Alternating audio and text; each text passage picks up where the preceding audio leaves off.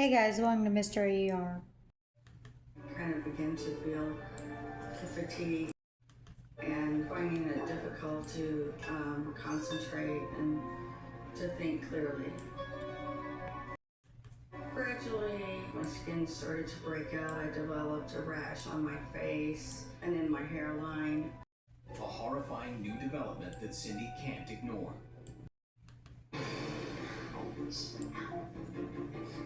What is on me? That was very disturbing. I would wake up feeling as though there was something, mice or rats or something crawling on my legs. It was a strong sensation. But after a few minutes of panic, she finds nothing there. It will wake me from my sleep a lot, and of course I never saw anything. It was so disturbing. I thought I was losing it. The thyroid was found to be just a little bit low. That would not explain the lesions, but it would explain maybe the fatigue. Didn't help either. It didn't help the fatigue. And so she continued to have new lesions and all the other symptoms. When I would get antibiotics, I did seem to feel better, both energy-wise, and my lesions would improve some. As Cindy's skin problems go away, she becomes more confident and resumes her old social habits. Unfortunately, as Cindy's relationship with Charles becomes more serious, her lesions return. This time, Cindy believes that the sores are accompanied by a disturbing new symptom. Bright red lesions would form. I couldn't help but to pick at it some because of the odd filaments that were sticking out of the lesions. Oh, that's morgellon Cindy keeps disease. her alarming. At first, Cindy keeps her alarming discovery from Charles. The filaments that emerge from the lesions, a lint or something coming from my clothing. Are the I think it's microphone hair. fibers real, or is Cindy imagining them? I even tested that with some saran wrap and kept, completely occluded from the environment. And that's when I realized they're coming out of me. To make matters worse, Cindy once again feels as if her skin is swarming with parasites. It's always with me 24 hours a day. The sensation of something crawling, something moving under your skin. This particular symptom can be associated with a number of different conditions, including multiple sclerosis.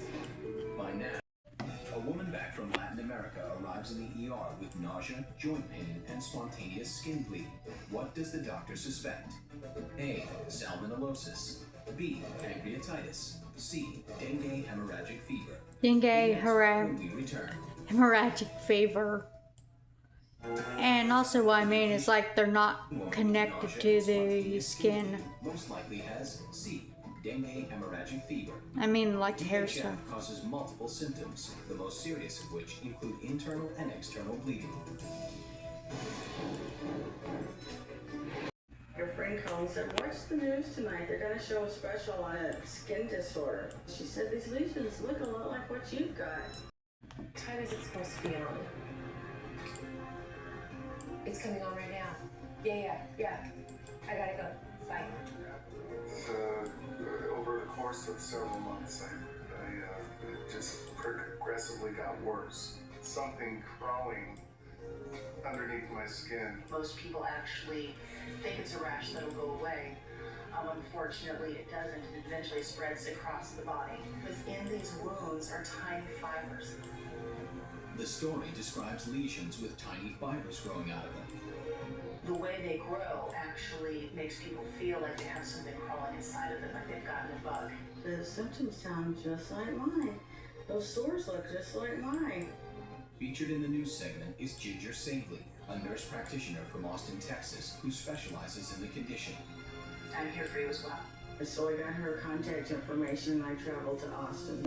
I could see various colors of fibers underneath the skin. Very clearly have a disease called morgellons. Her symptoms exactly matched what I had been seeing in all of these patients. Typical morgellon symptoms include the sensation of the crawling, biting, stinging, and the itching, and also the spontaneous lesions erupting around the body. Morgellons is a condition which a growing number of physicians believe to be a chronic infectious disease with symptoms that include erupting skin lesions, joint pain, and debilitating fatigue. Morgellons is just now starting to be researched and understood. More than 12,000 families report that they suffer from it, with most cases in the U.S. originating from California, Texas, and Florida. Morgellons have fibers that the healthcare practitioner can visualize with magnification under the skin. That's the defining factor right there. At this point, there's no test for Morgellons. We don't know what's causing it. We don't exactly know what they are, but we know for sure that they're not parasites. We have one theory, the type of bacteria that we have now found in all of the Morgellons patients is called agrobacterium. Agrobacterium is a plant bacteria that typically only infects plants. But we think that what may have happened in these patients is that they have an infection with this plant bacterium, and that then causes these fibers to grow out of these skin lesions. So in a sense, these patients are being turned into plants. It has recently been shown that ticks can carry agrobacterium. One possibility is that these patients have been infected by tick bite with the agrobacterium. Morgellons could be called a co-infection or an associated disease with Lyme disease. Lyme disease is a bacterial infection that is also transmitted to humans through the bite of infected ticks. The association between the two diseases is so common that Ginger Savory always tests new patients for the presence of Lyme. Cindy, hi. We got the results back, and you tested positive for Lyme disease. There is no definitive treatment or cure for Morgellons. Ginger prescribes an experimental treatment for Morgellons, an antihelmintic, a drug typically used to deworm animals.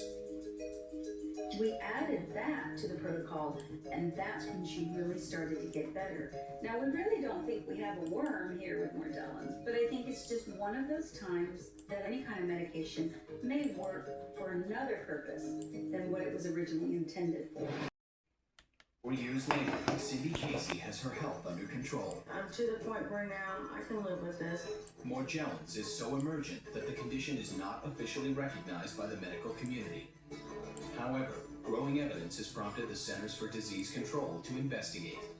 Concerned that her lingering symptoms might affect the quality of her work as a nurse, Cindy has decided to take time to heal, but she remains optimistic about her future. I'm still on a medical leave of absence and remain hopeful that someday I may possibly get my life back.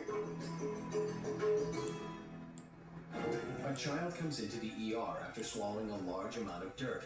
What does the doctor suspect is the underlying cause of this behavior? A. Anemia. B. Early onset diabetes. C. Strep throat. Anemia. When we return.